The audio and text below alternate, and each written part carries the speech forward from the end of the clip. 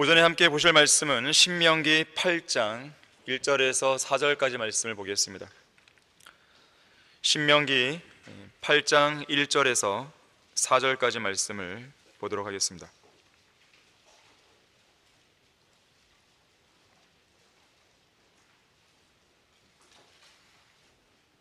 1절부터 보시면, 내가 오늘 내게 명령하는 모든 계명들을 너희는 지켜 행하라.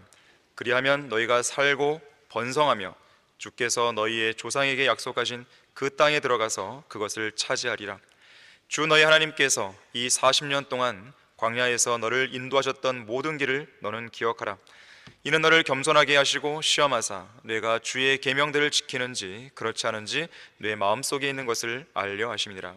주께서는 너를 겸손하게 하시고 너를 배고프게 하셨으며 너도 모르고 내 조상도 모르는 만나로 너를 먹이셨으니 이는 사람이 빵으로만 사는 것이 아니요 주의 입에서 나오는 모든 말씀으로 사는 것을 너로 알게 하려 하심이니라. 이 40년 동안에 내 옷이 낡아 해지지 아니하였고 내 발이 부어오르지 아니하였느니라. 자, 말씀을 위해 다 같이 기도하겠습니다. 감사하신 아버지 하나님, 저희들에게 한글 킹제임스 성경을 허락해 주시고 이 성경에 기반해서 우리가 영과 진리로 경배를 드릴 수 있게 해주셔서 감사드립니다. 이 시간 저희들은 주님의 도우심이 간절히 필요합니다. 우리들의 어리석음과 무지함을 주님께서는 너무나도 잘 알고 계십니다. 우리의 연약함을 잘 헤아려주고 계시고 우리에게 연민과 동정을 베푸시는 주님께서 이 시간 우리 안에 강력하게 역사해 주셔서 이 생명의 말씀이 전달될 때 효과적인 역사가 이루어지게 해주시고 또 많은 열매가 우리 안에 맺힐 수 있도록 도와주십시오. 우리는 말씀으로 변화되어야 됩니다. 말씀으로 바뀌어야 됩니다. 말씀 앞에 우리의 마음을 내려놓고 헌신하고 부복해야 되는 것입니다. 마귀가 어떠한 형태로든지 이 시간을 방해하지 못하도록 막아주십시오. 주 예수 그리스도 이름으로 기도했습니다. 아멘. 생명의 빵, 생명의 빵이라는 제목으로 설교하겠습니다. 인간의 평균 수명을 80세라고 했을 때요, 한 사람이 평생에 먹는 음식의 양은 3톤 트럭 9대 분량이라고 해요. 무려 27톤에 육박한다고 합니다. 정말로 많이 먹죠. 인간은 무언가를 먹지 않고는 생존할 수 없는 존재입니다. 하나님께서도 처음 인간을 창조했을 때 바로 이 점을 염두에 두셨어요. 창세기 1장 29절 30절에서 이렇게 말씀하십니다. 보라, 내가 온 지면 위에 씨 맺는 모든 채소와 씨를 내는 나무에 열매가 있는 모든 나무를 너희에게 주었노니 그것이 너희에게 먹을 것이 되리라. 땅의 모든 짐승과 공중의 모든 새와 생명이 있어 땅 위를 기어다니는 모든 것들에게 내가 모든 푸른 채소를 먹을 것으로 주었노라. 자, 먹을 것이에요. 먹을 것을 염두에 두신 겁니다. 먹을 것이라는 표현이 영어로는 meat로 되어 있어요. M-E-A-T, meat. 오늘날 현대 사회에는 이 meat가 음식이나 먹을 것의 의미보다는 고기로 많이 써요. 고기, 닭고기, 소고기, 돼지고기, 짐승의 고기의 뜻으로 더 많이 사용되죠. 한 사람이 일생 동안 섭취하는 고기의 양이요 7,000마리가 넘는다 그래요.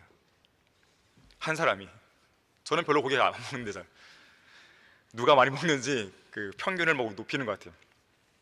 여기에는요 11마리의 소, 27마리의 돼지, 닭 2,400마리, 생선 4,500마리가 포함되고요, 토끼, 오리, 거위, 염소, 새우, 오징어까지 포함하면 7,500마리 정도를 한 사람이 평생에 먹는다고 합니다. 한 번은 점심시간에 이성호 목사님이 우리가 한 끼 식사로 엄청난 양을 먹는다고 말씀하신 적이 있어요. 그러면서 이 밥 한 숟가락 뜰 때마다 밥만 먹는 게 아니잖아요. 국물도 같이 떠먹죠. 반찬도 하나가 아니라 두세 가지 같이 먹잖아요. 우리가 하루 세 끼 꼬박꼬박 먹는다고 했을 때 평생에 87,660끼를 먹습니다. 인간은 먹어야 되니까요. 먹어야 살 수 있는 존재입니다. 우리나라 속담에 몸에 좋은 음식이 보약이란 말도 있죠. 프랑스의 미식가 사바랭이라는 사람은요 이렇게 말했어요. 새로운 요리의 발견은 우주에서 새로운 별을 발견하는 것보다 인류의 행복에 더 많은 공헌을 한다고 그랬어요. 지금 우주정거장, 달 탐사, 그것이 여러분에게 영향을 줍니까? 뭐 하든 말든 뭐 아무런 것도 없잖아요. 무슨 뭐 우주 시장 규모가 뭐 얼마나 되게 크다고 막 얘기하는데 그것이 직접적으로 우리에게 뭐 준 게 아니잖아요. 하지만 누가 맛있는 음식 하나 내놔보세요. 막 열광을 하죠. 맛있게 먹죠. 그래서 어떤 사람은 먹는 것 자체만으로도 행복감을 느끼기도 합니다. 다른 사람 다 필요 없어요. 먹는 것만 있으면 돼요. 물론 로마의 웅변가 키케로가 말했듯이 사람은 살기 위해 먹어야 되는 거지 먹기 위해 살아서는 안 되겠죠. 자, 그런가 하면 인간이 먹는 음식 중에는 빵이 있죠. 빵 좋아하십니까? 저는 빵을 무척 좋아하는 사람과 함께 같은 집에서 무려 16년 동안 지금 살고 있는 중입니다. 그것도 일반적인 빵 맛이 아니라 아주 희한한 맛을 가진 빵을 좋아해요. 이 영어 속담에 행복은 빵 굽는 냄새라는 속담이 있어요. 빵 굽는 냄새만 맡아도 행복한 사람이 있는 거죠. 갑자기 배고파집니까? 덴마크 속담에는요, 빵이 새의 노래보다 훨씬 낫다. 빵은 일상적인 식품이죠. 보편적인 식품입니다.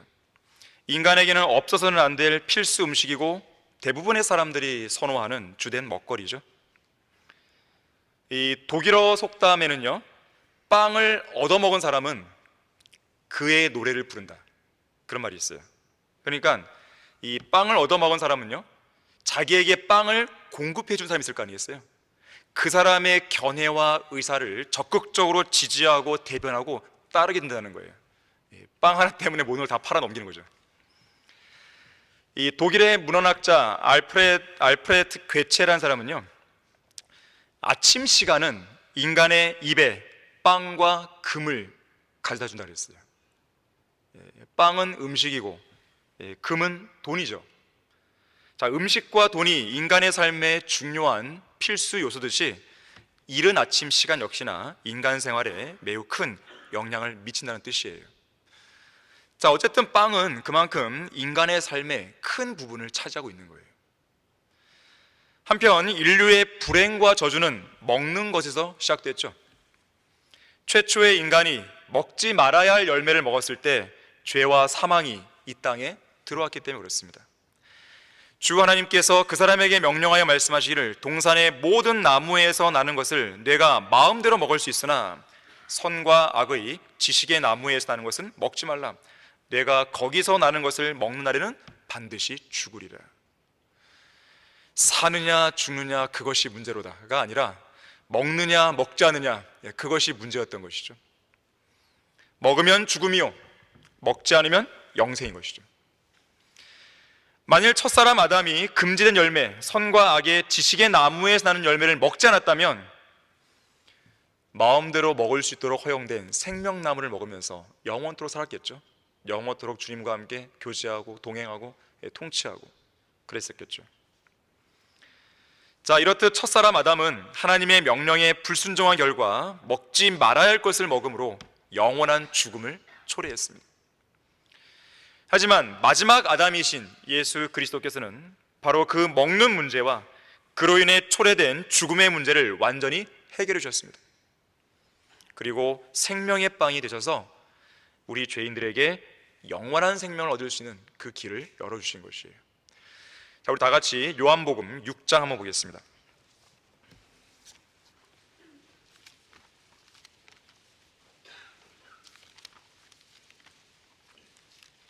요한복음 6장 47절에서 51절 말씀을 보시면요,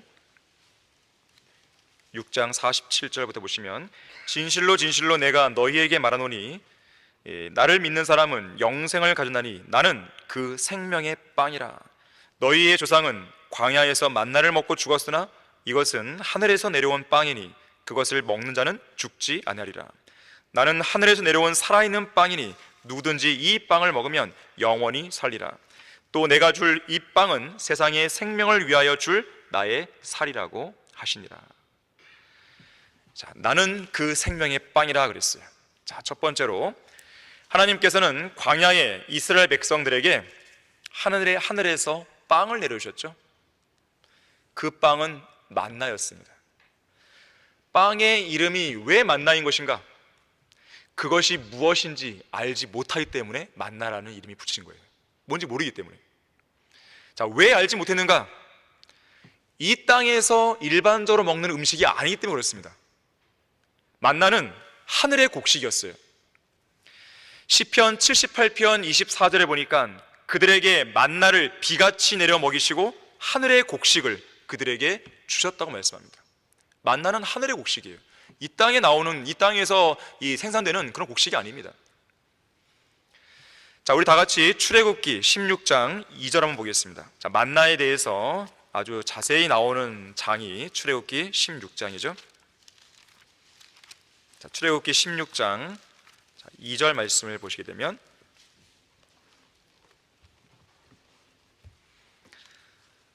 자, 이스라엘 자손의 온 회중이 광야에서 모세와 아론에게 대항하며 불평하였는데 그랬어요.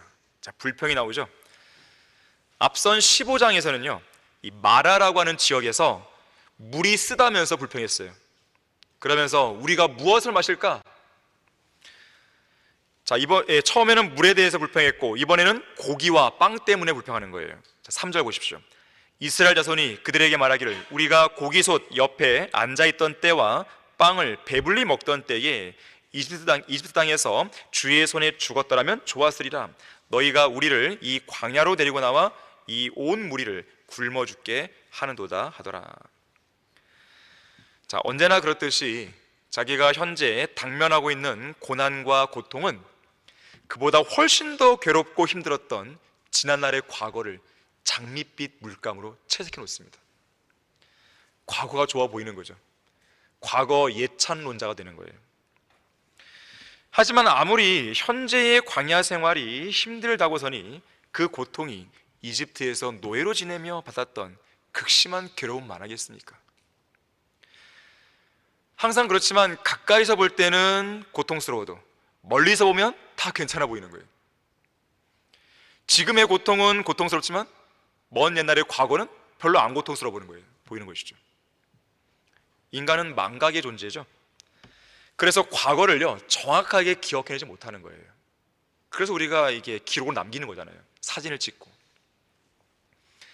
현재 내 눈앞에 있는 고난의 삶은 일단 싫은 거예요. 괴로운 거예요. 누가 뭐라 그래도 그냥 싫은 거예요, 그냥. 그래서 불평, 불만만 나오는 거죠. 그러다 보니까 아주 의도적으로 과거의 좋은 기억만 떠올리는 것이에요. 이걸 뭐라 그래요? 선택적 기억이에요. 좋은 것만 떠올리는 거예요. 나쁜 건 다 잊어버리는 거죠. 일부러 생각 안 하는 거예요. 자, 좋은 기억만 떠올리는데 그것도 어떻게 합니까? 그대로 떠올리는 게 아니라 포장하죠. 포장하고 더 포장하고. 그러면서 내가 지금 당하는 고난에 대해서 하나님께 항변하기 위한, 하나님께 불평하기 위한 근거로 삼습니다. 과거는 좋았는데 왜 지금 그렇습니까? 그러면서 자기의 정당성을 포장하는 거예요. 정말로 이스라엘 백성이 고기솥 옆에 앉아서 빵을 배불리 먹었겠어요? 이집트의 폭군인 파라오가 노예들에게 고기를 먹여줬겠어요? 이스라엘 백성들도 양심이 있으니까요, 고기를 먹었다고 하지 않았죠. 고기솥 옆에 앉았다 그러죠. 고기솥 옆에 앉아서 뭘 했겠어요? 한가로이 휴식을 즐기고 담소를 나누며 닭고기, 양고기, 소고기를 실컷 먹었겠어요?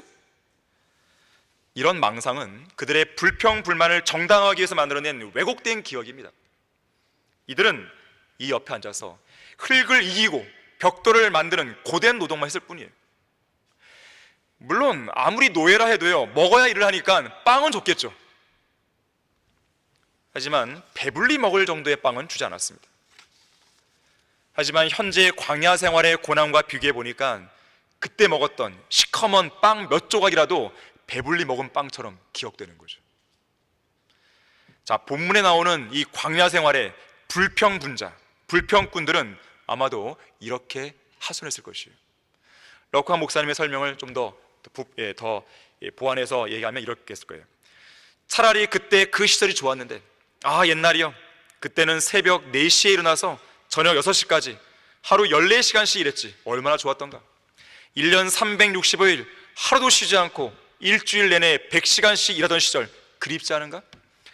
하루에 고된 노예 생활을 끝마쳤을 때 종종 먹고 마시곤 했던 다 식어버린 국물 한 그릇과 새까맣게 타버린 시꺼먼 빵 세 조각, 참으로 배불렀던 시절 아니던가.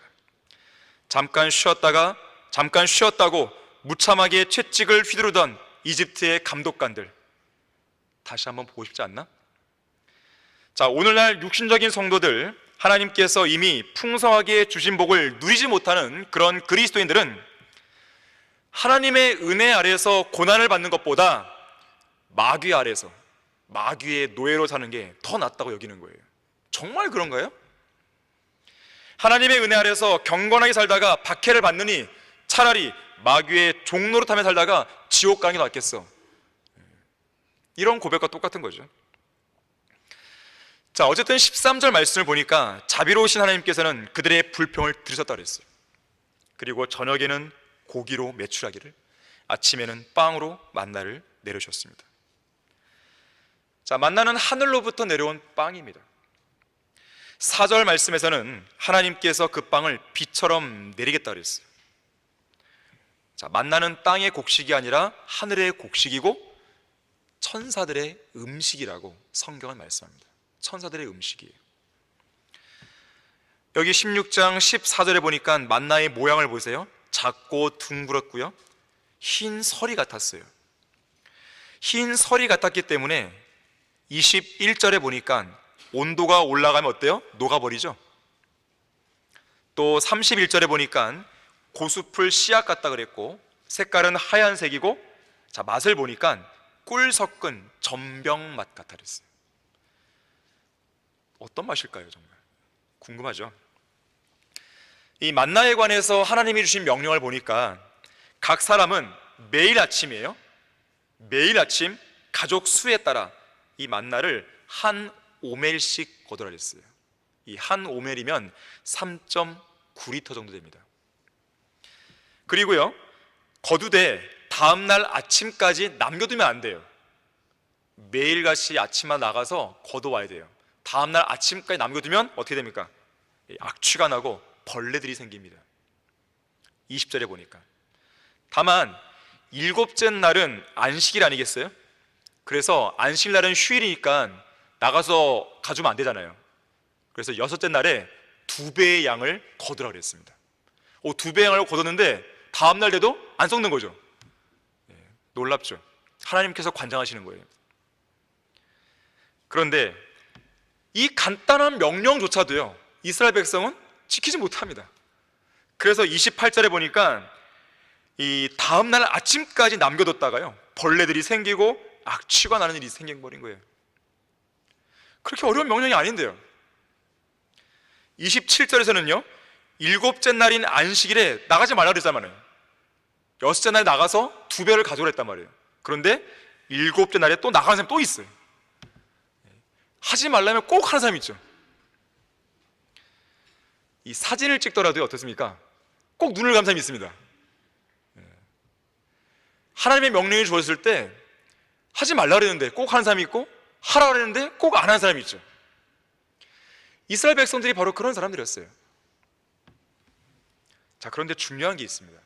이 놀라운 기적이 1년, 2년, 3년도 아니고요, 40년 동안 하루도 빠짐없이 한치의 오차도 없이 이스라엘 백성들에게 만나가 내려온 겁니다. 하나님께서는 세상을 예표하는 이집트를 떠나 약속의 땅인 카나안을 향해서 순례길을 가는 백성들에게 하루에 한 번씩 꼬박꼬박 먹을 것과 입을 것을 지속적으로 공급해 주신 거예요. 그래서 오늘 신명기 8장 3절과 4절에서는 이렇게 말씀하는 거죠. 주께서는 너를 겸손하게 하시고 너를 배고프게 하셨으며 너도 모르고 내 조상도 모르는 만나로 너를 먹이셨으니 이 40년 동안에 내 옷이 낡아 해지지 아니하였고 내 발이 부어오르지 아니하였느냐 그랬습니다. 꼬박꼬박 매일 아침마다 하나님께서 주신 거예요. 그 말은 뭐냐면 이 문기둥들의 바른 어린 양의 피와 하나님의 위대한 능력으로 구속을 받아서 이스라엘 백성들은 이집트를 탈출했지 않았습니까? 그 이집트, 세상을 예표하는 이집트를 계속 되돌아보게 되면 이 현재의 광야 생활에 대해 불평뿐만이 나올 수밖에 없어요.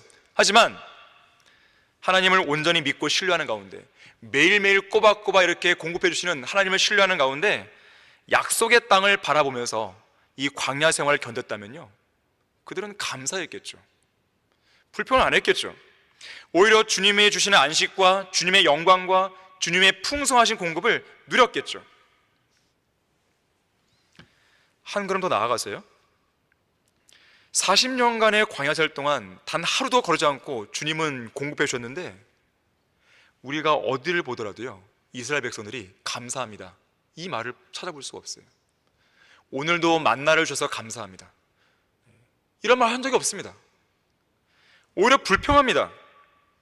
민수기 21장 5절에 보니까 어찌하여 당신들은 우리를 이집트에서 데리고 나와 광야에서 죽게 하나이까? 여기는 먹을 것도 없고 물도 없으니 우리 혼이 이 보잘것없는 음식을 싫어하나이다. 하나님께서 매일같이 공급해 주신 그 만나에 대해서 보잘것없다 그랬어요. 분명히 먹을 걸 주셨는데 먹을 것도 없고 물도 없다고 그러고 있어요. 물을 안 주셨나요? 주셨잖아요. 반석에서 물을 내셨단 말이에요. 민수기 11장 6절에서도 이렇게 불평합니다. 이제는 우리의 혼이 말라버리고 우리의 눈앞에는 만나밖에 아무것도 없구나. 만나밖에 없다고 그러는 거예요. 여러분, 혹시 하나님께서 매일같이 여러분들이 먹을 수 있도록 아침, 점심, 저녁을 해결해 주시는데 김치밖에 없네 이러시고 계시나요? 이 반찬 이거밖에 안 돼? 그런 사람은요 먹을 자격이 없는 사람이에요. 나에게 무언가를 먹을 걸 줬다는 것은 하나님의 공급이 있는 거죠. 하나님의 은혜가 있는 것이죠. 그것부터 감사의 생활을 시작하셔야 되는 거예요. 감사하는 사람에게 하나님 더 주시죠. 불편한 사람들에게는요 아예 있는 것도 빼앗아 버리십니다. 그들은 먹을 자격이 없는 거죠. 자, 그런데 생각해 보십시오. 이스라엘 백성들은 불평할 자격도 없는데요, 이들이 만나를 얻기 위해 수고스러운 일을 했나요? 어떤 노동을 했나요? 어떤 노동의 대가 없이도 일정량의 음식을 누구나 매일매일 충분히 얻을 수 있던 것이죠. 그뿐 아니라 만나는 그냥 먹어도 꿀 섞은 전병처럼 맛이 있었습니다. 필요에 따라서는요 이 만나를 구워 먹을 수도 있고 끓여 먹을 수도 있어요. 아니, 만나밖에 없다니요? 만나 가지고 할 수 있는 요리가 있는데. 만나를 구매하기 위해서 이들이 돈을 낸 적이 있나요? 그냥 장막 밖으로 나가면 있는 거예요. 만나를 만들기 위해서 생산 공장을 세웠나요? 만나의 원재료를 구매하기 위해서 멀리 있는 원산지까지 갔나요? 주문 날짜를 맞추기 위해서 밤을 새워가며 힘들게 일했나요? 다른 나라로부터 비싼 돈을 주고 만나를 수입해 왔나요? 만나의 신선도는 항상 보장되어 있었죠. 늘 신선했습니다. 백성들이 다음 날까지만 놔두지 않으면 늘 신선한 만나를 매일 아침마다 받을 수 있는 거예요. 하나님의 능력과 섭리적인 손길에 따라서 한치의 오차도 없이 제때에 공급된 거예요. 내일 아침에 정말 만나가 있을까? 그런 걱정할 필요가 없어요. 최고의 음식을 하나님은 주셨건만 이들은 하찮은 음식으로 여기며 불평한 것이죠. 나는 그 생명의 빵이라. 자, 두 번째로, 예수 그리스도께서는 하늘에서 내려온 생명의 빵이십니다. 앞서 언급한 만나는 예수 그리스도를 예표합니다. 초림 당시에 예수님께서는 광야에서 이스라엘이 먹었던 만나와 비교하시면서 자기 자신을 가리켜 하늘에서 내려온 생명의 빵이라고 말씀하셨죠. 아까 우리가 요한복음 6장에서 봤던 그 내용입니다. 나는 그 생명의 빵이라. 예수님은 빵이신데요, 하나님의 빵이시죠. 참된 빵이시죠. 썩지 않는 빵이죠. 곰팡이가 들지 않는 빵이죠. 영생에 이르는 빵이죠. 살아있는 빵이죠. 자, 그래서 생명의 빵인 겁니다. 죄를 짓고 타락한 인류는 그 죄로 인해 저주받은 땅에서요 전생애 동안 고통 중에 얼굴에 땀을 흘려 일해야 빵을 먹을 수 있다고 하나님께서 타락한 인류에게 명령하셨죠. 하지만 아담 이후 4,000년이 지났을 때 초림 당시에 인간이 땀 흘려 수고하지 않고도 먹을 수 있는 참된 빵이신 예수님이 이 땅에 오신 겁니다. 이 고통에 저주받은 이 땅 한가운데로 내려오신 거예요. 그러면서 이렇게 말씀하십니다. 진실로 진실로 내가 너희에게 말하노니 모세가 하늘에서 그 빵을 내려 너희에게 준 것이 아니라 나의 아버지께서 하늘에서 참된 빵을 내려 너희에게 주시나니 이는 하나님의 빵은 하늘에서 내려와 세상에 생명을 주는 분이기 때문이니라. 내가 생명의 빵이니라. 내게 오는 자는 결코 배고프지 아니하며 또 나를 믿는 자는 결코 목마르지 아니하리라. 자, 만나가 이 땅에서 결코 찾아볼 수 없는 하늘의 곡식이듯이 예수 그리스도께서는 이 땅에서 결코 찾아볼 수 없는 하늘에서 내려온 참된 빵이시죠. 광야에서 이스라엘 백성이 먹은 빵은 그것이 무엇인지 알지 못했기 때문에 만나라고 불렀잖아요. 마찬가지로 이 땅에 참된 빵이신 예수님이 왔음에도 불구하고 백성들은 그분을 알지 못했어요. 그래서 그분을 영접하지 않았고 자기들 멋대로 대하다가 결국 참된 빵이신 예수님을 십자가에 못 박아 죽였던 것이죠. 자, 그런가 하면 참된 빵이신 예수님은 베들레헴에서 태어나셨죠. 베들레헴의 뜻이 뭐예요? 빵집이에요. 빵집. 빵집에서 참된 빵께서 태어나신 거예요. 특히 베들레헴 그 마구간 포대기에 쌓여서 구유에 누이셨잖아요. 자, 구유는 뭡니까? 소나 말에게 여물을 먹이기 위한 여물통이죠. 소나 말은 그들의 음식인 여물을 먹어야 생명을 유지할 수 있고 또 일할 수 있어요. 자, 이처럼 죄인인 인간도 구유에 누워있는 생명의 빵 예수 그리스도를 먹어야 영원한 생명을 얻을 수 있고 또 영원한 생명을 유지할 수 있습니다. 모든 예수님의 탄생하신 그 환경들이 이러한 것을 보여주고 있는 거예요. 자, 빵은 앞서도 얘기했지만 인간의 생활에서 가장 기본적인 필수 식품이에요. 일상적인 식품이고 보편적인 식품이에요. 이 쌀을 주식으로 하지 않는 국가에서는 육체의 생명을 유지하는데 꼭 필요한 음식이죠. 우리의 주식은 쌀이지만 쌀을 주식으로 하지 않는 국가들은 이 빵이 필수 음식이에요. 빵이 없으면 안 됩니다. 우크라이나 이 전쟁이 일어남으로써 이 밀 가격이 급등했잖아요. 그래서 많은 나라들에 큰 타격을 준 것이죠. 곡물 가격을 상승시키는 결과를 가져온 겁니다. 자, 이처럼 빵은 인간에게 없어서는 안 될 필수 음식이듯이 예수 그리스도가 없이는 인간은 구원받을 수 없고 단 한순간도 살 수 없어요. 그분은 생명의 빵이에요. 또 빵은요, 먹어도 쉽게 질리지 않죠. 실증이 나지 않는 누구나 선호하는 식품이에요. 또 빵은 매일같이 아침, 점심, 저녁 매 끼니 먹어도 입에 물리진 않죠. 이처럼 살아있는 빵이신 예수 그리스도를 개인의 구주로 영접하고 자신의 마음속 보좌에 왕으로 모신 그리스도인들은요, 하루 24시간, 1년 12달, 365일 내내 예수님과 함께 살고 있고 예수님과 함께 늘 교제해도 실증이 안 나죠. 늘 새롭죠. 실증이 나는 사람은 좀 이상한 사람이죠. 그 성도는 좀 자신 스스로 돌아봐야 돼요. 너무 세상에 연루된 것입니다. 하지만 주님을 모신 그리스도는요, 늘 생동감이 있습니다. 늘 즐거운 것이죠. 늘 행복한 것이죠. 지루하지 않습니다. 실증이 안 나요. 늘 기대가 되는 것이죠. 자, 그런가 하면 빵은 고기를 좋아하는 사람이든 싫어하는 사람이든 채식주의자든 아니든 왕이든 평민이든 나이와 성별, 국적과 문화, 지위, 고하를 막론하고 누구든지 공통으로 즐겨 먹는 음식이에요. 다시 말하자면 참된 빵이신 예수 그리스도는 누구든지 원한다면 믿고 구원받을 수 있다는 것이죠. 자, 그런가 하면 빵은 밀로 만들어지죠. 밀이라는 곡식을 빻아서 고운 가루로 만든 다음에 그 고운 가루를 물에 반죽하고 익혀서 불에 얹어 놓고 구웠을 때 빵을 얻게 됩니다.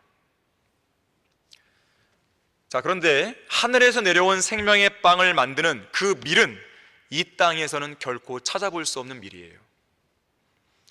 하나님께서 하늘의 곡식인 만나를 광야의 백성들에게 내려주셨듯이 생명의 빵과 그 빵의 주 재료인 밀은 이 땅이 아닌 저 셋째 하늘에서 내려왔습니다.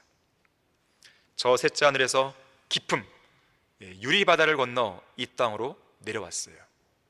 그리고 그 하늘의 밀이 땅에 떨어져 죽음으로써 수많은 나달로 이루어진 풍성한 열매들을 맺은 것인데요, 갈보리의 맷돌에 그 밀이 갈아지고 빻아져서 고운 가루가 되었죠. 진노의 채찍질과 십자가의 고통으로 짓이겨져 피범벅이 되었죠. 지옥의 뜨거운 불길에서 구워진 이후에 생명의 빵으로 부활하여 이 땅에 사는 모든 인간에게 참된 생명을 주는 영원히 살아있는 참된 빵이 된 것이에요. 이제 그 누구라도 이 빵을 먹으면 영원히 사는 것이죠.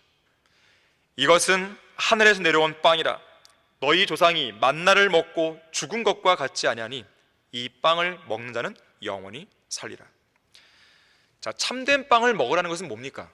참된 빵, 예수 그리스도를 믿으라는 것이죠. 구주로 믿으라는 것이에요. 이 빵을 먹을 수 있는 기회, 예수 그리스도를 믿을 수 있는 기회가 누구에게나 열려 있는 거예요. 그래서 주님은 누구에게든지 공평하게 초청하고 있는 것이죠. 누구든지 그를 영접한 사람들에게는 하나님의 아들들이 되는 권세를 주셨으니 즉 그의 이름을 믿는 사람들에게라. 누구든지. 18세기에 프랑스 혁명이 일어났습니다. 프랑스 혁명은 빵의 평등권과 밀접한 연관이 있어요. 이 혁명이 일어나기 전까지만 해도 빵은 정치적인 도구였고 사람들의 지위와 계급을 나누는 수단이자 권력이었다 그래요. 여러분 거기 이사야 55장 1절 말씀 잠깐 보시면요,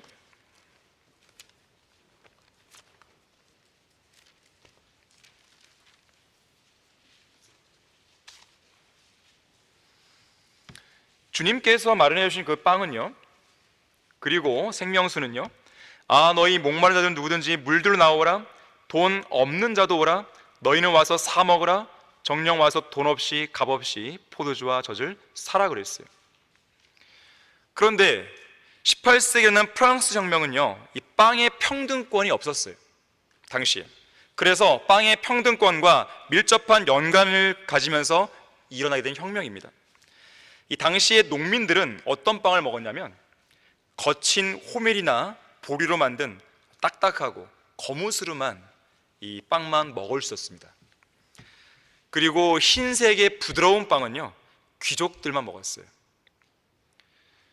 이 당시 가난한 농민들의 그 계급이 어떤 정도였냐면 이 사람들 중에서도 가장 천대시받는, 그래서 돼지보다 조금 더 나은 그런 계층이었어요. 그 정도로 열등한 존재로 취급받았습니다.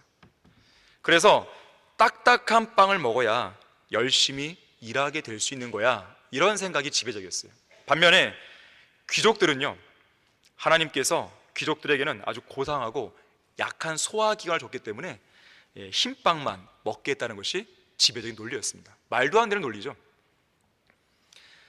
그러다 보니 농민들은 부드러운 흰 빵을 먹잖아요. 그러다 발각되잖아요. 그러면 하나님의 뜻에 어긋났을 뿐만 아니라 사회적인 윤리와 기강을 해쳤다는 이유로 범죄자 취급돼서 처벌을 받았습니다. 그런 와중에 프랑스 혁명이 일어나는 거예요. 그래서 시민들은 외쳤죠. 빵을 달라! 빵이 아니면 죽음을 달라! 물론 이것은 단순히 먹을 것을 달라는 외침이 아니었고 제대로 먹을 수 있는 빵을 달라는 거였어요. 왜 딱딱한 빵을 주냐 이거예요. 다시 말하자면 빵의 평등권을 달라는 외침이었습니다. 결국 프랑스 정부는 빵의 평등을 실현하기 위해서 오직 한 종류의 빵만을 만들어 팔아야 한다고 선언했습니다. 그래서 귀족들이 주로 먹었던 흰빵 없애버려요. 농민들이 먹었던 딱딱하고 거친 이 호밀로 된 검은빵 없애버립니다. 그리고 한 가지 빵만 만드는데 길이가 80cm, 무게는 300g으로 제한하라는 빵의 형태에 관한 법률을 통과함으로써 빵 하나를 만들게 되는데 바로 그것이 오늘날 바게트 빵이에요. 바게트 빵. 자, 이처럼 하나님께서는요, 누구나 평등하게 먹을 수 있도록 생명의 빵을 제공하신 거예요. 인간들은 빵에 평등권조차 없었기 때문에 이렇게 들고 일어났지만, 하나님께서 우리에게 주신 것은요, 평등한 것이에요. 누구나 원하면 먹을 수 있습니다. 누구나 믿고 구원받을 수 있는 거예요. 누구에게나 하나님은 값없이 초청하시는 것입니다. 독일의 고전주의 작가 괴테를 아실 겁니다. 이 괴테가 이런 시를 읊었어요.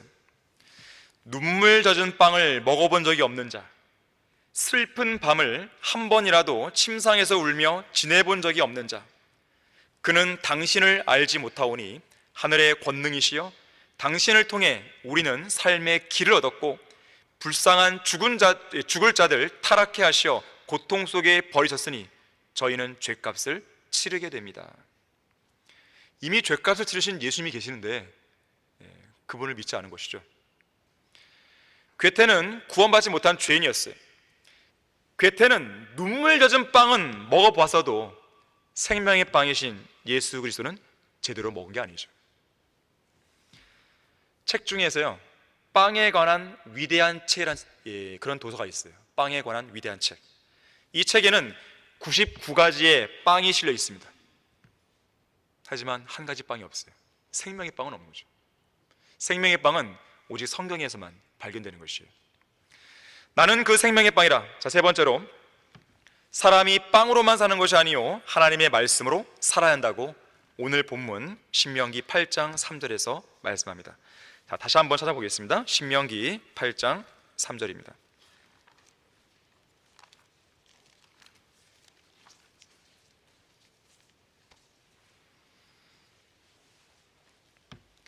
주께서는 너를 겸손하게 하시고 너를 배고프게 하셨으며 너도 모르고 네 조상도 모르는 만나로 너를 먹이셨으니 이는 사람이 빵으로만 사는 것이 아니요 주의 입에서 나오는 모든 말씀으로 사는 것을 너로 알게 하려 하심이니라. 자, 여기 잘 보시면 만나가 빵으로 연결되죠. 그리고 빵은 하나님의 입에서 나오는 모든 말씀으로 연결되고 있죠. 자, 광야에서 백성들이 먹었던 만나는 매일의 영적 양식인 하나님의 말씀을 예표합니다. 우리가 앞서도 봤지만 이 매일 아침 만나를 거두라는 명령이 주어졌듯이 우리는 매일 아침 하나님의 말씀을 읽고 묵상함으로써 매일의 영적 양식을 섭취해야 되는 것이에요. 초림 당시에 광야에서 시험 받으신 예수님께서는 돌로 빵을 만들라는 마귀의 시험을 받았을 때 방금 읽었던 신명기 8장 3절 이 말씀을 인용하시면서 마귀의 시험을 이기셨습니다. 양날 가진 어떤 칼보다도 예리한 그 칼로 마귀를 무찌르신 거예요. 마찬가지로 생명의 빵을 믿고 영접해서 구원받은 성도들 역시나 하나님의 모든 말씀을 무기로 삼아 영적 전쟁에서 승리를 해야 됩니다. 성경 안에는 우리가 직면하는 모든 영적 전쟁에서 싸워 이길 수 있는 여러 가지 병법과 전술과 전략이 들어있고 다양한 무기와 화기들이 보관되어 있습니다. 우리는 그것을 활용할 수 있는 방법을 배우고 훈련하고 숙달함으로써 승리하는 군사들이 되어야 하는 것이에요. 자, 그런가 하면 이 냄새가 인간의 행동을 조절한다는 실험 결과가 있습니다. 예를 들면 이제 막 구운 빵 냄새를 맡으면 낯선 사람들에게 더 친절해진다는 그런 결과가 있어요. 이타적인 행동을 더 잘하는 것이죠. 실제로 2012년 사회심리학 저널에 게재된 프랑스 남부의 브리타뉴 대학 연구진의 연구 결과에 따르면 하나는 빵집에서 하나는 옷가게 이렇게 두 개를 놨는데요, 그 가게 앞을 사람들이 지나갈 때마다요 이 손수건 같은 소지품을 일부러 떨어뜨립니다. 떨어뜨렸을 때 그 떨어진 손수건을 지나가는 사람들이 자발적으로 주워주는지 아니면 그냥 지나가는지 이걸 알아보는 시험이었어요. 결과는 옷가게 앞에서는요 52%의 사람들이 떨어진 물건을 주워줬어요. 하지만 빵집 앞에서는 77% 사람들이 주워더래요. 이 빵을 굽는 맛있는 냄새가 사람의 기분을 좋아지게 만드는 것이죠. 사람의 행동에 영향을 미친다는 거예요. 그래서 음식은 사람을 움직이게 만든다는 말이 있어요. 이 말은요, 인간은 배를 고르면 그것이 죄라 할지라도 무슨 일이든 저지를 수 있다는 원초적인 문제뿐만 아니라 좋고 맛있는 음식이라면 어디라도 찾아다니는 미식가의 기호에 이르기까지 모든 문제를 다루고 있는 것이죠. 속된 자였던 에서를 보십시오. 한 그릇 음식을 위해서 장자권을 팔았죠. 음식 때문이었어요. 광야 생활에 지친 이스라엘 백성은 실제로 그렇지 않았음에도 이집트 땅에서 고기솥 옆에 앉아 빵을 배불리 먹었던 때를 동경하면서 주님을 대적하고 불평했죠. 그 음식이 아니었다면 주님을 불평하지 않았겠죠. 음식은 기본적으로 하나님께서 인간으로 하여금 향유할 수 있도록 내려주신 복입니다. 감사함으로 받으면 아무것도 버릴 것이 없는 하나님의 은총의 선물이에요. 하지만 때로는 이 음식이 악한 자의 손에 악용이 되어서 의인을 죽이게 만드는 도구가 될 수 있습니다. 빵이 권력을 쥔 악한 어떤 권세자들의 손에 들어가게 되면 그것이 백성들을 통제하는 수단이 되면서 백성들을 억압하게 되는 거예요. 자, 이것을 영적으로 본다면요, 개역성경이나 개역개정판, 정동수의 흠돈역처럼 하나님께서 쓰시지 않는 변개된 성경들이 바로 이와 같은 사례예요. 그래서 이 마지막 배교한 교회 시대는 영적 기근이 극심해진 것이고, 그런 기근 속에 수많은 교인들이 고통받고 영적으로 굶고 있고 피폐해져 가고 있는 거예요. 2021년 세계 영양 보고서에 따르면 세계 인구 80억 명 중에서요, 영양 상태가 불량인 인구가 절반 가까이 된다고 그래요. 모든 성인들 사망 원인의 25%는 음식 섭취 불량이라고 합니다. 특히 5세 미만 아동 1억 5천만 명은 성장이 지체되어 있고 4,500만 명이 넘는 아동은 영양 결핍 상태에 놓여 있습니다. 또한 1억 5,500만 명이 극심한 빈곤에 빠져 있어요. 이런 문제를 해결하기 위해서는요, 향후 2030년까지 무려 40억 달러를 매년 추가로 투입해야 한다고 그래요. 심각한 사태죠. 영적인 기근도 마찬가지예요. 더 심각합니다. 그래서 러크만 목사님이 이렇게 경고했어요. 이 마지막 시대를 살고 있는 젊은 세대들에게 가장 중요하고 가장 필요한 것은 절대적으로 신뢰해야 할 최종 권위인 성경이다. 하지만 그리스도인 젊은이들을 가르치고 양육해야 할 책임이 있는 98% 이상의 목사들과 신학 교수들이 이런 사실을 간구하고 있다. 마치 노아의 대홍수 시대에 방주를 놓쳐버린 것과 같다. 아름다운 젊은이들이 생선이 필요할 때 뱀을 얻고 있고, 빵이 필요할 때 돌을 얻고 있으며, 알이 필요할 때 전갈을 얻음으로써 기근과 갈증으로 기진맥진하고 있다. 그야말로 우리 젊은이들이 새 한 마리조차 제대로 키울 수 없는 종교 쓰레기들을 먹고 있는 것이다 그랬어. 선지자 아모스도 이런 세태에 대해서 이렇게 말했습니다. 주 하나님이 말하노니 보라, 그 날들이 오리라. 내가 그 땅에 기근을 보내리니 빵의 기근도 아니요 물로 인한 갈증도 아니라 오직 주의 말씀들을 듣지 못하는 기근이니라. 사람들이 바다에서 바다까지 북쪽에서 동쪽까지 방황할 것이요 사람들이 주의 말씀을 찾으려고 이리저리 달릴 것이나 그것을 찾지 못하리라. 이리저리 달리면서 여기저기 성경 공부나 성경 세미나에 기웃거리지만 아무것도 못 얻는 것이죠. 오늘날 마지막 배교한 교회 시대는 영적 대기근이 세계 전역을 휩쓸고 있는 것입니다. 난지도 쓰레기 더미에 파묻혀서요, 온갖 종교적 쓰레기들로 허덕이고 있는 거예요. 이런 쓰레기들을 치우려면요, 이건 엄청난 시간과 노력과 돈이 투여가 되는 것이죠. 우리는 그렇게 할 수 없기 때문에 이런 종교적 쓰레기 더미 속에서 영적 기근에 허덕이는 그러한 교인들을 참되고 순수한 말씀의 능력으로 건져내야 되는 것이에요. 예수 그리스도께서는 기록되었을 때 사람이 빵으로만 사는 것이 아니요 하나님의 모든 말씀으로 산다고 말씀하고 있습니다. 말씀으로 산다는 게 도대체 무슨 말일까요? 이 성경책 종이를 씹어 먹습니까? 자, 육신의 생명은 육신의 양식으로 살아가죠. 양식을 먹어야 살 수 있죠. 자, 그런데 성경에서는 육신으로 난 것은 육이요 성령으로 난 것은 영이라고 그랬어요. 자, 구원받은 성도는 살아있고 영원히 있는 하나님의 말씀으로 거듭난 사람들이죠. 죽었던 영이 다시 살아난 것입니다. 이러한 생명의 시작은 하나님의 말씀으로 시작되었어요. 자, 그래서 그 생명은 하나님의 말씀을 통해서만 유지되고 살아갈 수 있는 거예요. 매일 먹는 삼시세끼를 통해서 영양분을 골고루 섭취하여 우리 육신의 생명을 유지할 수 있듯이 매일 읽고 상고하는 영적 양식, 하나님의 말씀을 통해서 영적인 영양소를 골고루 섭취해야 됩니다. 대충 한 끼 때우듯이 하나님의 말씀을 읽으면 안 돼요. 가장 안정된 상황에서 하나님의 입에서 나오는 모든 말씀을 지금 이 자리에서 하나님이 나에게 직접 말씀하고 계시다는 그 믿음과 그 마음의 자세로 성경을 읽고 묵상해야 되는 것이죠.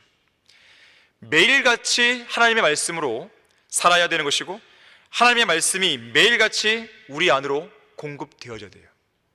자, 말씀으로 산다는 것은 기본적으로 매일같이 말씀을 읽고 묵상을 하는 것이에요. 그냥 분량 채우기 위해서 대충 읽는 것, 그건 말씀으로 사는 게 아니에요. 욥은 이렇게 얘기했죠. 주님의 말씀들을 필요한 음식보다 더 귀하게 여긴다 그랬어요. 자, 음식은 사람을 움직이게 만든다고 했는데요, 영적인 음식은 그리스도인들을 움직이게 만듭니다. 영적 양식에 대한 갈급함이 없는 성도는 그 사람은 진정한 그리스도인이 아니에요. 성도라면 영적 음식인 진리의 말씀에 반응하고 그 말씀을 따라 움직여야 됩니다. 영적 음식인 말씀이 움직이는 동선과 성도들이 움직이는 동선이 다를 수가 없어요. 영적 음식의 명령에 따라 살고 죽어야 하는 것이 성도들의 본분입니다. 우리는 겨울잠 자는 동물처럼 음식을 한꺼번에 섭취하고 난 다음에 오랜 시간 잠만 자는 그런 동물처럼 동면을 해서는 안 되는 거예요. 하나님의 말씀으로 살아야 하는 성도는 성경을 읽지 않으면 생활이 곤고해집니다. 마음은 공허해집니다. 영적인 힘도 없고 의욕도 완전히 사라져요. 결과적으로는 모든 영적 체계가 삐걱거리게 돼 있어요. 어떤 열매도 기대할 수 없게 됩니다. 영적 생활에서 나타나는 모든 문제의 밑바닥에는 하나님의 말씀을 먹지 않는 그 문제가 있어요. 아무리 신학교에서 열심히 공부하고 구령도 열심히 하고 각종 교회 행사에 참석해서 다른 성도들을 흉내내며 열심을 낸다 해도 하나님의 말씀을 매일같이 먹지 않은 성도는 반드시 그 영적 체계에 메마른 그 바닥이 드러나게 돼 있는 거예요. 여러분, 성경을 공부하는 것과 성경을 읽는 것은 별개입니다. 내가 신학교에서 공부를 했으니까, 내가 오늘 오전 성경 공부, 오전 또 예배, 오후 예배 이 설교를 들었으니까 나는 오늘 성경을 안 읽어도 돼, 그러면 안 되는 거예요. 성경을 듣는 건 듣는 거예요. 제가 여러분에게 말씀드린 것은 매일같이 읽는 성경 말씀에 대해 이야기하는 것이에요. 매일같이 먹어야 돼요. 매일같이 읽어야 돼요. 그것이 바로 말씀으로 산다는 그 의미의 진정한 뜻이에요. 자, 결론적으로요, 예수님께서는 썩는 음식을 위하여 일하지 말고 영생에 이르는 음식을 위하여 일하라고 그랬습니다. 어떤 글에 보니까요, 제목이 돼지의 일주일 철학이에요. 돼지의 일주일 철학. 돼지는 이런 철학을 갖고 있어요. 월요일은 원래 먹는다, 화요일은 화끈하게 먹는다, 수요일은 수도 없이 먹는다, 목요일은 목 터져라 먹는다, 금요일은 금방 먹고 또 먹는다, 토요일은 토하도록 먹는다, 일요일은 일어나지 못하도록 먹는다. 자, 하지만 우리는 돼지처럼 썩는 음식을 위해 살아서는 안 됩니다. 오직 영생에 이르는 음식을 위해 살아야 돼요. 자, 우리가 생명의 양식인 하나님의 말씀을 가지고 무엇을 할 수 있을까요? 첫 번째는 하나님의 말씀을 들어야 됩니다. 설교든 강의든 여러분이 기회가 닿는 대로, 환경이 주어지는 대로, 환경이 주어지지 않다 하더라도 때로는 노력을 해서 말씀을 부지런히 들어야 돼요. 믿음은 들음에서 나오며 들음은 하나님의 말씀에 의사로 했어요. 여러분의 믿음이 성장하고 싶다면 들어야 돼요. 여러분의 귀에 많은 말씀들이 들려 있어야 돼요. 풍성하게 있으면 여러분의 믿음의 질이 달라져요. 두 번째, 말씀을 읽어야 돼요. 성경에 나오는 베레아 사람들 보세요. 베레아 사람들은 고상한 사람들입니다. 왜 고상하냐면 전심으로 말씀을 받아들이고 그 말들이 그런가 하여 매일 성경을 상고했다고 했어요. 매일. 진리를 진정으로 찾는 사람이라면 성경을 규칙적으로 읽어야 돼요. 상고가 뭐냐면 샅샅이 찾는 거예요. 샅샅이 성경 구절들을 샅샅이 읽어가면서 이 진리의 말씀이 무엇인지를 아는 거예요. 세 번째, 말씀을요 진지하게 묵상해야 돼요. 묵상은 나의 삶에 적용하는 것입니다. 이 말씀이 어떤 의미인가 내가 깊이 생각해 보는 거예요. 나의 현재의 영적 생활과 내가 직면한 문제에 어떤 연관성이 있는 것인가. 일종의 음식을 소화하는 과정이에요. 말씀을 읽는 것이 말씀을 먹는 거라면 묵상은 먹은 걸 소화하는 거예요. 네 번째, 말씀을 암송해야 됩니다. 주의 말씀을 내 마음에 간직하였으니 이는 내가 주께 범죄치 아니하려 함이니이다.